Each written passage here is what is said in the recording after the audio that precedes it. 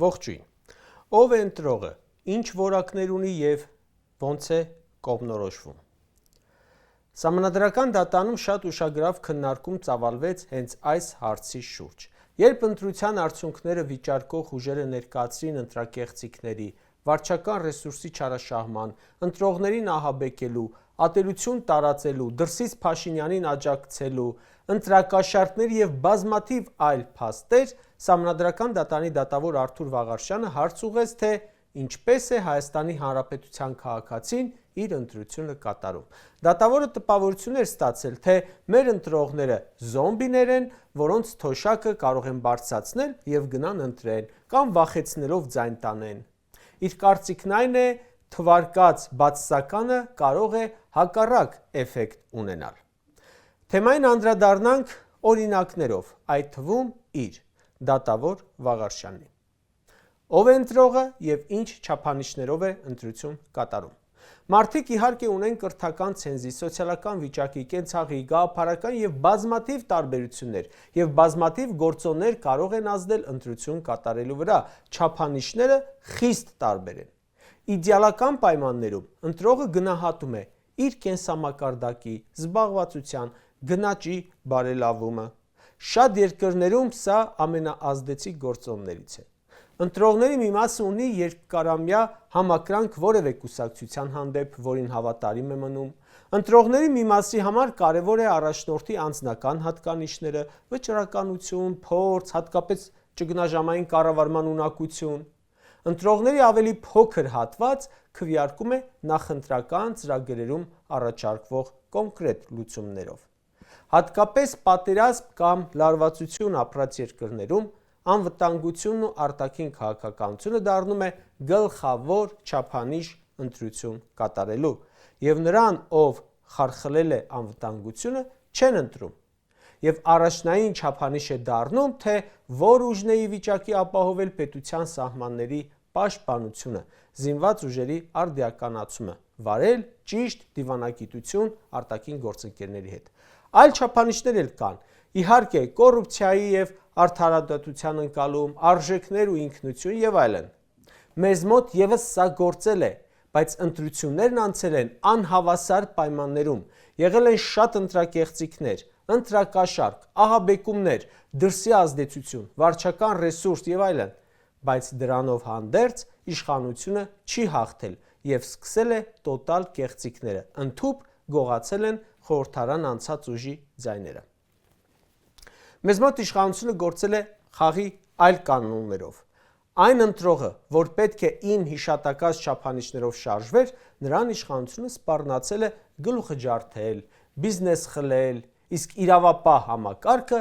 գործ չի հարուցել։ Քաղաքացին տեսել է, որ իր մի կոպիտ բառի համար կալանավորում են իրեն, բայց Նիկոլը, որ գլուխ ջարդելու մասին է խոսում, բան չեն անում։ Եվ ինչ վարք կդրսևորի այդ ընտրողը ըստ դատավոր Վաղարշյանի։ Ում մեր երկրում արդեն 8 տարի է իշխում է տոտալ վախը, ահաբեկումները, ոստիկանական ու իրավական տեռորը, ֆեյքային քարոզչությունը, սպառնալիքները, ու դրանք ազդում են ընտրողի կամ արտահայտության վրա։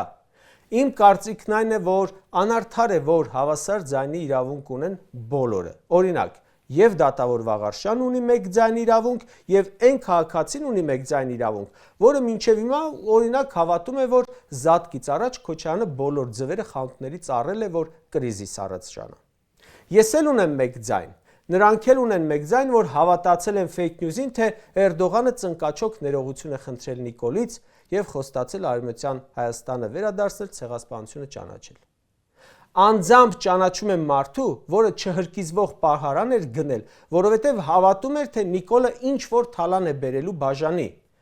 Դա էլ ունի մեկ ձայն, ու նա էլ ունի մեկ ձայն, որ 2018-ից ասում էր Նիկոլը խաբեբայ է։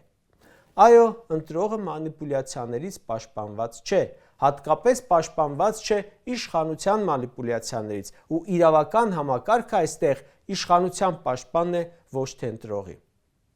8 տարում 3 պատերազմ, 5000 զոհ, բռնագաղթ տեսած ընտրողը, որին նաև ամեն օր պատերազմով սպառնում են, բանտերն են լցնում, բիզնեսներ են խլում, կեղծ ձայնագրություններ են տարածում ու քրգործեր հարուցում, ձայները գողանում են, շատ անպաշտպան է։ Նիկոլն ասում է. «Սատկացնելու եմ, կզցնելու եմ, բան չեն անում»։ Մեկ այլ ընտրող, որ Նիկոլի պլակատն է պոկում, տանում են հոգեբուժարան, ինքնասպան է լինում ու 0 արձագանք պաշտոնավարող իրավաբանների կողմից։ Հիմա Սահմանադրական դատարանի դատավոր Արթուր Վաղարշյանն ասում է, ձեր կարծիքով ընտրողների վրա այդքան հեշտ կարող են ազդել, այդ դատավորը այդ հարցը կարող էր տալ, եթե ընտրվելու եւ ընտրելու պայմանները հավասար լինեին։ Նիկոլական ընտրվողներին ու ընտրողներին կարելի էր ամեն ինչ, ընդդիմադիր ընտրվողներին ու ընտրողներին սպառնալիքներ։ Օրինակ, ուժեղ Հայաստանին ձայն տալու համար դասախոսին ազատել են աշխատանքից։ Դա էլ երեք իմացանք։ Թող դատավորն ասի, ընտրողը որքանով է պաշտպանված։ Իդեպ, նա վաղը պետք է վճիռ կայացնելիս հենց դա գնահատի նաև։ Փաշինյանը մեռավ սպառնալիքներ հնչեցնելով, բայց ոչ մի դատավոր ու ոչ մի կենտրոնական ընտրական հանձնաժողով նրան դուրս չթողեց ընտրարշավից։ Եվ ուրեմն մենք քննարկեցինք, թե ով է ընտրողը, բայց հիմա մեկ այլ կարևոր հարց կա. իսկ ով է դատավորը։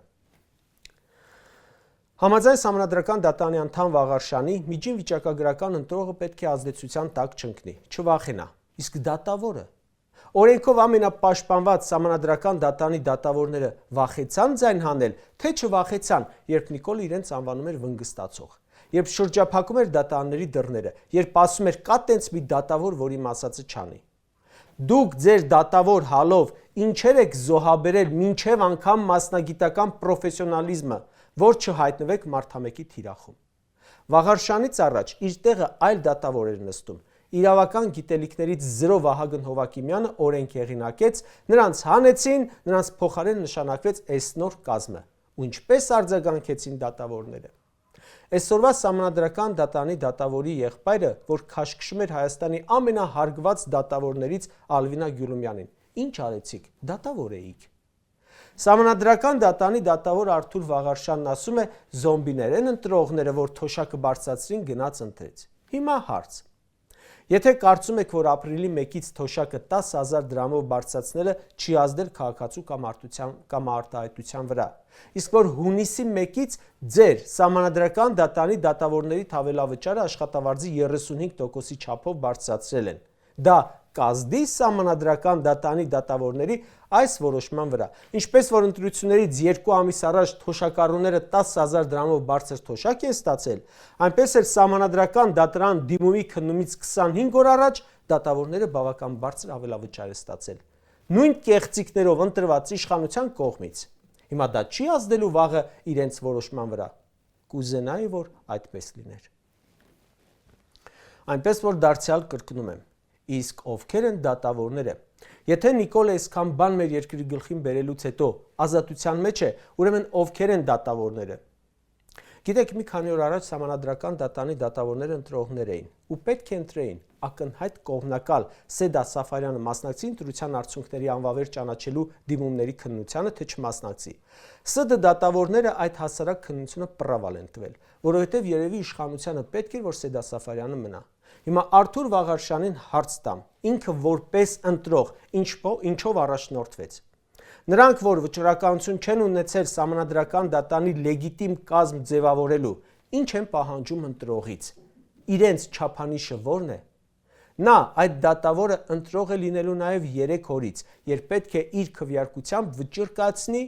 ու տեսնեմ ինքը կունենա նույն խիզախությունը, որը պահանջում է շարքային ընտրողից։ Հիմա ես այսքանից հետո պատմեմ սովորական խեղճացած մարդու վախերի մասին, երբ ամենապաշտպանված Սահմանադրական դատարանի դատավորները իրենք են վախերի մեջ։ Կուզենայի, որ Հայաստանի ընտրողը լիներ այնպիսին, որի վրա չկարողանայի ներգործություն ունենալ, բայց որպեսզի ընտրողը ոչնչից չվախենա, պետք է ախր դատավորն էլ դատավոր լինի, իրավապահն էլ իրավապահ լինի, պետք է տեսնի, որ ինքը պաշտպանված է անգամ իշխանության գրոհներից։ Կարճ ասած, Հայաստանի Հանրապետության ընտրողը լինելով այսքան ահաբեկված, ճնշված, սպառնալիքի տակ, ֆեյքային ինֆորմացիոն գրոհների տակ, աշխատանքը, բիզնեսը կորցնելու վախի տակ գնացել մերժել է իշխանությանը։